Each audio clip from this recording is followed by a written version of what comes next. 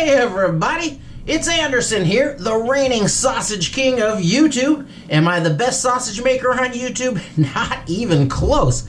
But if they're gonna leave the belt lying around, I'm gonna pick it up. And I've got a smoking recipe for you today. I'm using the hottest peppers in the world to make a sausage that's guaranteed to light you up, and I call it REAPERONI. So let's get started.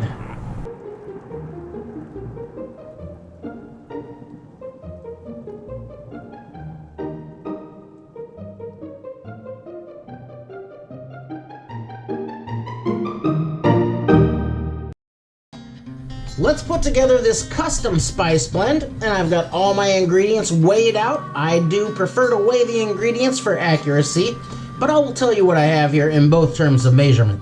And I'm going to start with 120 grams or 7 tablespoons of plain salt. I've got 120 grams or 1 cup of non-fat powdered milk, and I get a ton of questions and comments about using the powdered milk. And it's used to aid in binding. It's going to help to marry the meat and the casing and keep those tightly bound together, but it's also going to help this sausage retain some moisture by adding in a little protein that's going to help to keep the fat from running out of the sausage and making kind of a grainy sausage. There are a bunch of different products you can use for binding. I like to use the powdered milk because I can pick it up anytime at any grocery store, and in the end, it's just milk. I've also got 2 tablespoons or 15 grams of garlic powder. Got 2 tablespoons or around 10 grams of dried chili flake, and that's going to add a little crunchy texture here and there, as well as a visual that's going to let you know that this one's spicy. I've got 1 tablespoon, around 7 grams of fennel seed to give it that authentic pepperoni flavor. I've got some encapsulated citric acid to add a tart bite to this, but I'm not going to add that in until the very end, so more on that later. And here I've got 11 grams, roughly 2 teaspoons of cure number 1. And this is going to help get in there and kill any harmful bacteria that wants to grow, keep our sausage nice and safe for eating.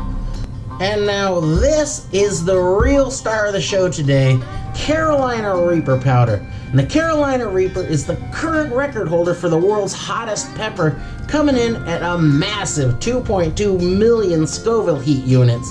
That's something like 6 times hotter than the hottest habanero. So I will be wearing gloves and preferably a mask when I'm using this powder because I don't want to get it anywhere on me, and I certainly don't want to inhale it. I'm going to crush the fennel seeds just a little bit. I don't want to grind them all the way because I do want a little bit of that texture, but I think having them whole in there, they might be a little powerful. So I'm just going to bust them up a little bit here in the mortar and pestle. There we go. Just got everything busted up a little bit, and that has a ton of aroma coming off it, and that's going to add some great flavor right into the mix. Now, I have not had a chance to try this Reaper powder yet, so I'm not sure how much I want to add in there. So I'm going to go real easy on that. Look at that.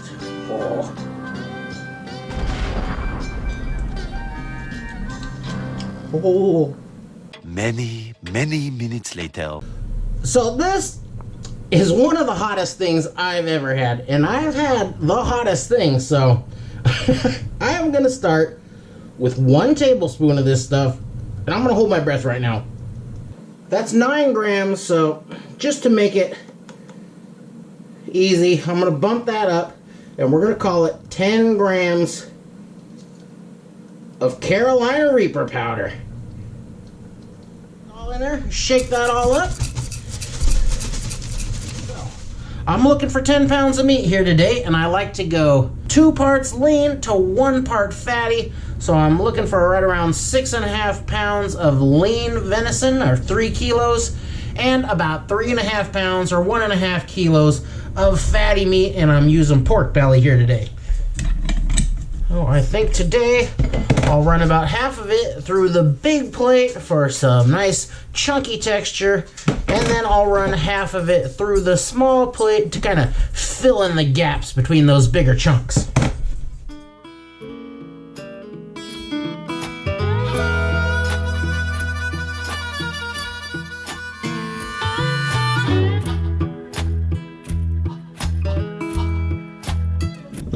I've got my spices and a cup of ice cold liquid. I'm just using water today, but red wine or white wine or beer, anything will work here. Use whatever you like. So I'll carefully take the lid off of these spices, add in part of them, and then we'll get those mixed in. And we're gonna go hard mixing this for probably a good 10 minutes. And you'll notice the texture starting to change. Right now it's kind of grainy, but that'll start to get a little bit shaggy and tacky, and that's how we'll know it's ready. And get some of that ice liquid in there to help move things along.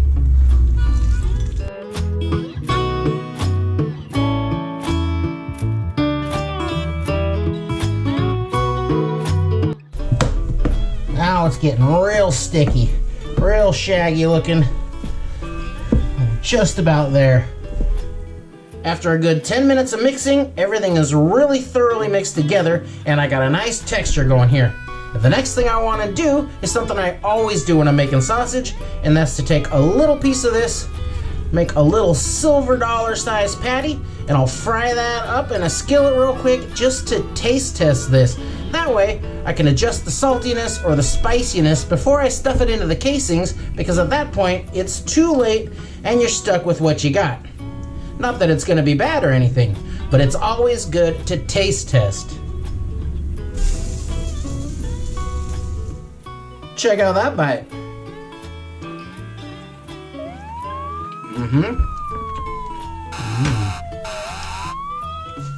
Oh, here it comes. Here comes the heat. Oh yeah, that is spicy. But it's not where I want it to be spicy. I want this thing to bring some people to their knees. So I'm gonna add another couple of teaspoons of that Reaper powder and mix that all in there really well. Other than that, I love it.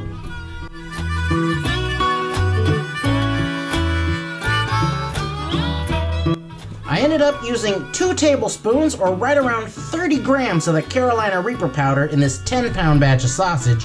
And let me tell you, it's hot. So seriously folks, if you're gonna try this recipe, start with the 1 tablespoon, that's gonna be pretty spicy, and then add in until it hits the level of heat that you want. You may have also noticed that I've not added in that encapsulated citric acid yet. This is gonna go out into the refrigerator overnight to let that cure work its magic, and then I'll add the citric acid just before I put it into the casings tomorrow.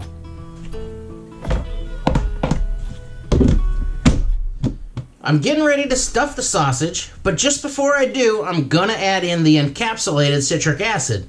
This is gonna give my sausage that tart little bite that comes from fermenting sausage.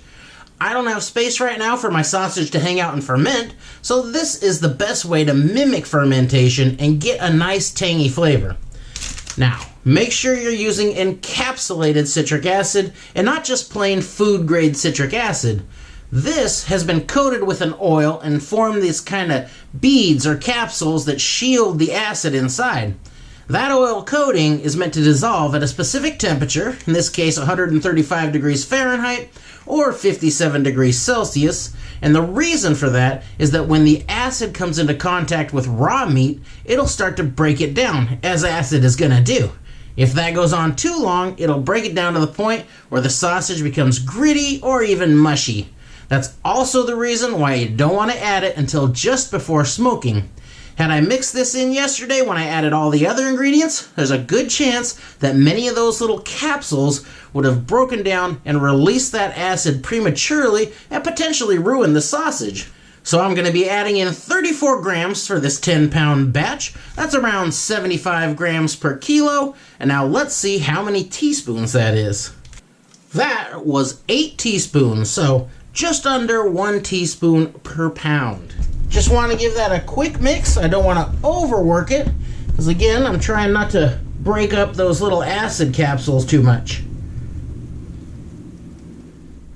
Now I'm going to set up my sausage stuffing station, and I'm going to be using collagen casings today. I always use these collagen casings with snack sticks because they're the right size, and they're one consistent size all the way through, which is going to give me nice and evenly cooked sausage. For those, I'm using this extra long 3/8 inch horn.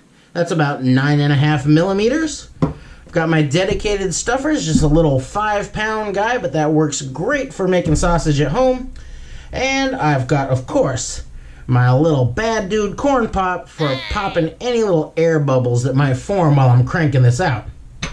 Check down in the description below for links to all the ingredients and equipment that I'm using today. Get a nice ball of that sausage mix, then pack it a little, smooth out those edges, work out as much air as you can, smack it around,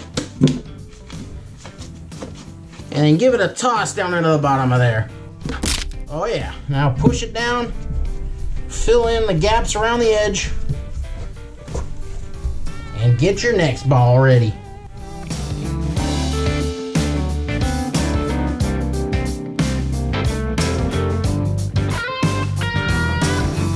Get that casing onto the horn. When you've got the right horn and the right casing, that should be nice and easy. Pull that out just a bit to get it started. So we'll just kind of crank this down and prime it. Let any air run out of the end here. There it is. Now once the air's gone and that's full, boom. Just gonna crank it nice and steady. Applying very little pressure here just to keep that from sliding off really. I'm not squeezing it.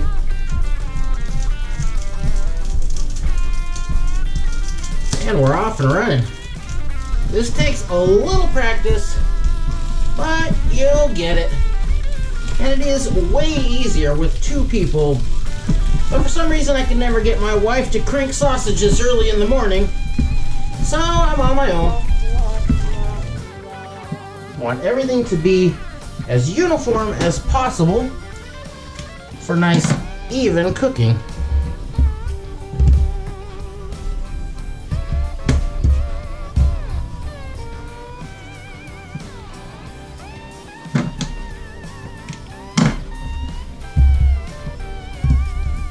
Now we're getting close to putting these out into the smoker, but the first thing I'm going to do is to let these hang out here at room temperature for about an hour. What that's going to do is give that sausage inside of here some time to really hydrate that casing and form a really strong bond with it so they don't separate later on. Now I've got these out in the smoker, and the first stage is a very cool stage to get these casings really dry, and that's going to help them soak up some smoke later. So there's no water in the water pan, and I've got my smoker going at just about 100 to 110 degrees Fahrenheit, and we'll let those go for about an hour in there. After an hour at that low temperature, these guys are now bone dry and thirsty, and you're gonna quench that thirst with some damp smoke. So we'll get some water down here into the water pan, get my wood pellets on the flame, and then I'm gonna bump this temperature up to between 140 and 150 degrees Fahrenheit, or 60 to 65 degrees Celsius. Now, apart from the seasonings that you use and the type of wood smoke that you're using, the longer you hold it at this temperature and expose it to that smoke is going to have the greatest effect on the final sausage. And it's where you can really dial this in and personalize it to your own liking. Roll that clip and show them what I mean. I have a few stunt sticks here from the grocery store. Now let's take a look at the differences between them and how you can get similar results at home. This first one is nice and plump and round, and it's got a real smooth casing here, so that lets me know that this one was cooked quickly with little or no smoking and drying time down at lower temperatures. If you're going for this style, then you can jump your smoker temperature right to 180 degrees and have them finished pretty fast.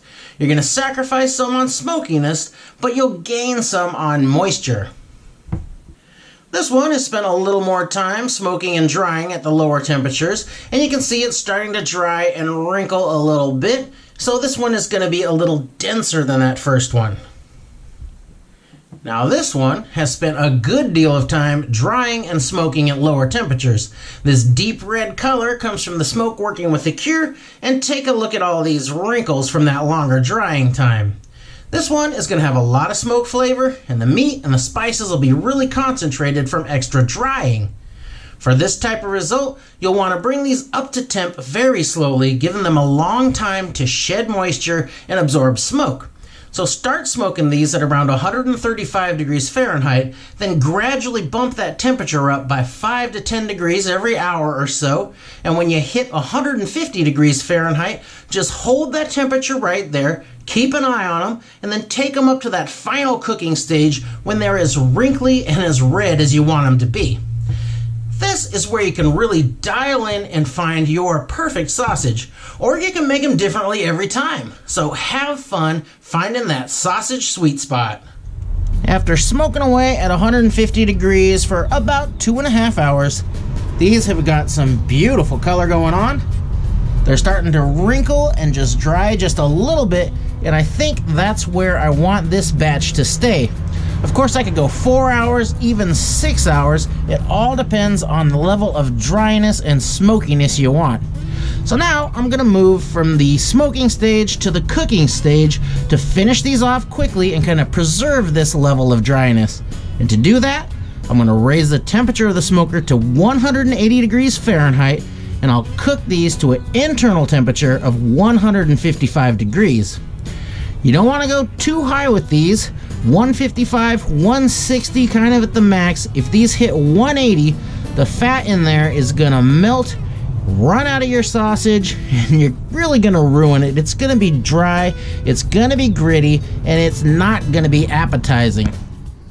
Now, my probe is telling me that these are done, but I do like to double check with my handheld because this thing sits in here the whole time and some heat can transmit from air down into there and be not perfectly accurate. So I will double check with the handheld, and that is perfect. So now I'll get these out of here and quickly drop them into an ice bath to stop the cooking entirely. We'll just leave them in there for a couple of minutes and then we'll hang them out to dry.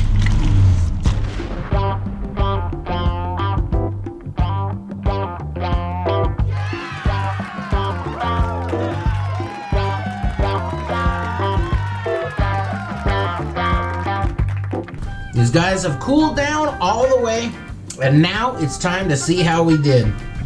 Let me cut that open, get a little cross section, see what it looks like inside. Oh yeah. You can see we got some nice little meaty bits. The fatty bits are still intact. There's a little piece of that red chili here and there. It looks great. What really matters is the taste. Check out that bite. I'll take a little bite right off the end. Won't take much. Every bite's gonna be just as hot as the next. Pop that in my mouth. Ignite all 9,000 taste buds. Aerate it to fan the flames a little. Heating up. That top note. That smoke. The tang. Now heat. More heat. Intense heat. Pure fire. That's a 10. Thanks for watching.